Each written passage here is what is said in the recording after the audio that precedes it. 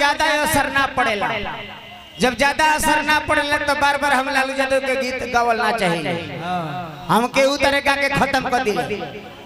लालू चाचा के सबसे ज्यादा गाना गावे वाला हम और सबसे बचपन से जन समय 2004 ईस्वी में लालू बाबा रेल मंत्री और राबड़ी देवी मुख्यमंत्री रही।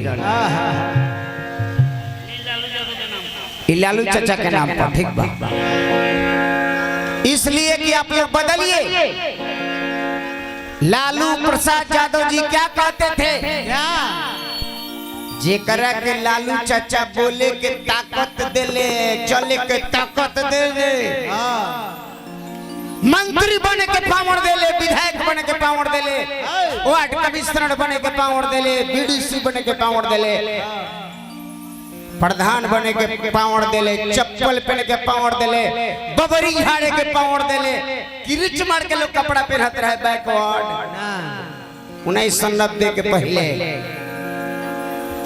लालू यादव के जब यादव से नीचल का जात जतना बा यादव जी से नीचे वाला बनिया, कानू, कलवाड़, कुड़मी, कहाड़, चमाड़, दुसाद भाई केहू बा यादव जी से नीचे केहू के यदि वोट देता दूसरा के लालू यादव के छोड़ के तो बुझो कि बिहार डूबले बा। ओ बिहार बाजे वाला बाना राहुल गांधी अंत कर दे। चटनी के तनो चटपटाई सब्जी बराबरी ना होई। आज कौन नेता है? मेरा वोट ले लेते हैं, पासवान जी का वोट है, चिराग पासवान लेते हैं, ये माझी जी का वोट है, जीतन राम माझी लेते हैं, यादव जी का वोट है, लालू यादव लेते हैं, आज उपेंद्र कुशवाहा कोयरी के वोट ले लेते हैं, मुकेश सहनी बीन के वोट ले लेते हैं, मला के वोट ले लेते हैं। लेकिन कहाँ जाते हैं जीतन राम माझी, आज नीतीश कुमार कुर्मी, आज रामविलास पासवान के बेटा चिराग पासवान कहाँ है? जब जीत कर वहां जाते हो तो वोट नहीं देंगे। जितना हम सब भाई हैं वोट नहीं देंगे। कब? जब जीत के भाजपा के पास जाओगे तो वोट नहीं देंगे। चटनी के तनो चटपटाई सब्जी बराबरी ना हो। चटनी के तनो चटपटाई सब्जी बराबरी ना हो। नेता बड़का बड़का हो,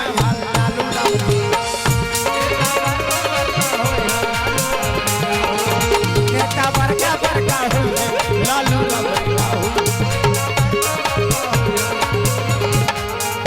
चटनी के तनो चटपटाई,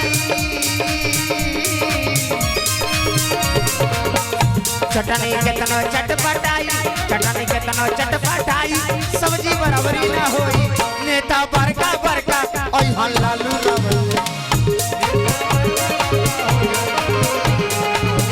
नेता बड़का बड़का ओय हल लालू।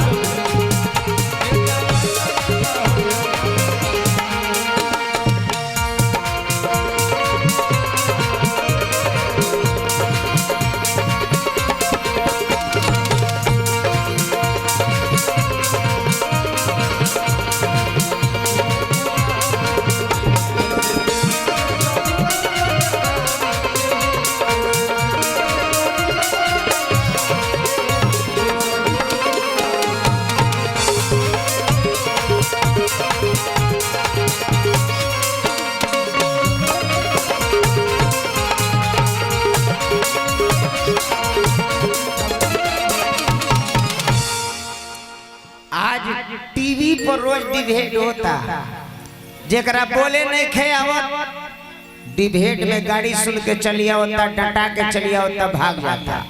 जेकरा बोले आवता जे पढ़ल लिखल बा, आज के राजनीति कुछ और बा।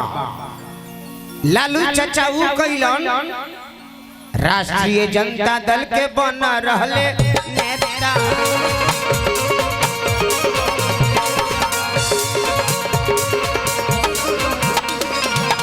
राष्ट्रीय जनता दल के बन रहले नेता।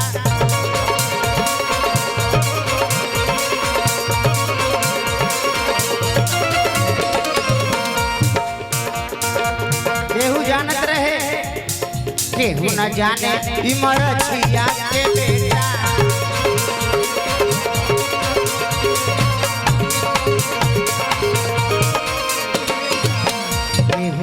जाने देवी मोर छिया के बेटा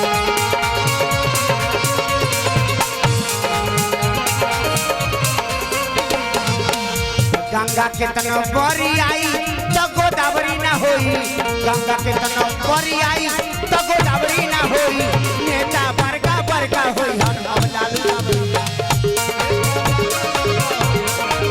नेता बड़का बड़का होई लालू लाबरी ना चटनी के तनो चटपटाई सब्जी बराबरी ना होई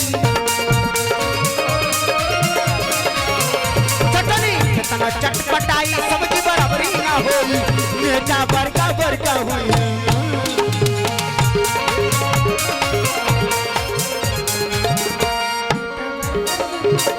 लालू राबरी ना नेता बड़का बड़का होई लालू राबरी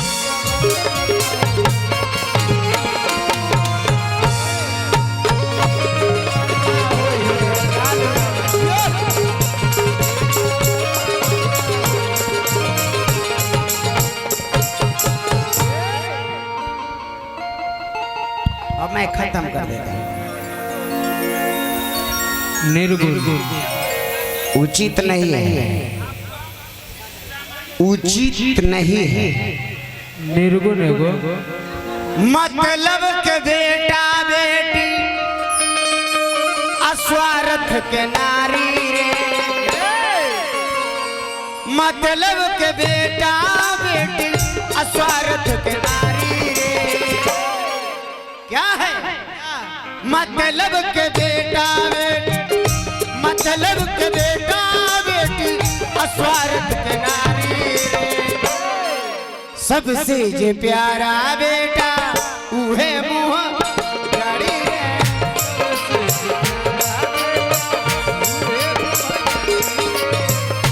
सबसे जे प्यारा बेटा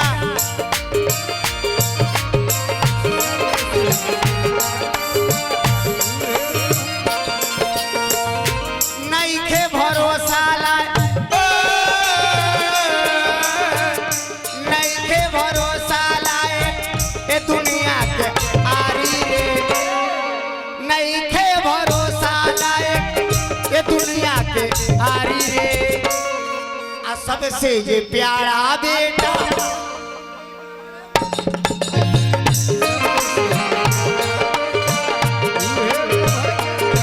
सबसे सबसे प्यारा होता है कोई पहले लात मारता है दूसरा कोई नहीं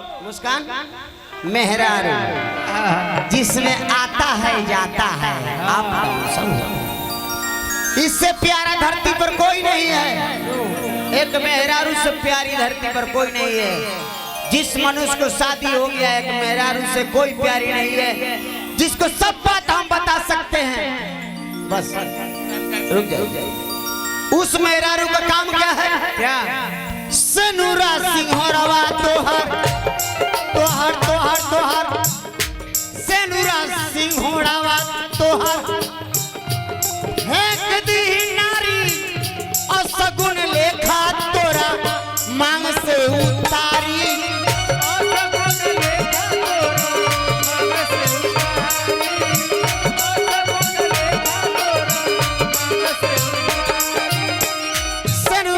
सिंहरवा तोहर। हेलो रुका, आपका सिंदूर हो गया है, खड़ा हो जाइए। ए मेहरारू है, सबसे ज्यादा हम प्यार करते हैं। ए मेहरारू के मर जाने के बाद रोल क्या है? सनुरा सिंहरवा तोहर फेंक दी नारी, असगुन लेखा तोरा मांग से उतारी।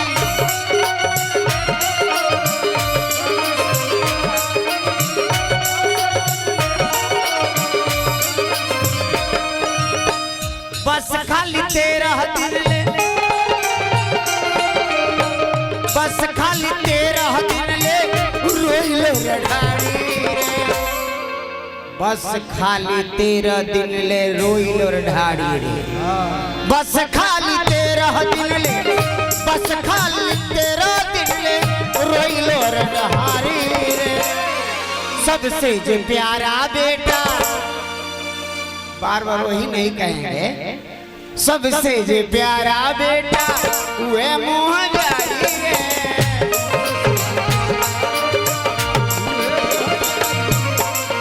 सबसे प्यारा बेटा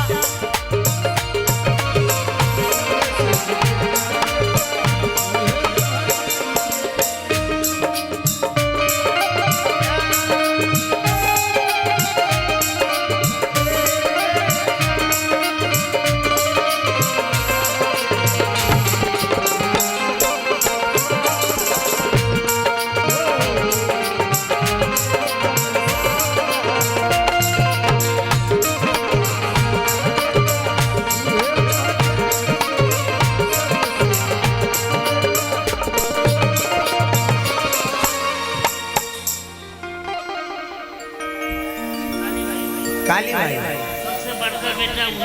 खुदरा मेरे पास नहीं है। काली भैया पुरस्कार दिले बड़े। जिस बेटा पोता को हम गोदी में खिलाते हैं,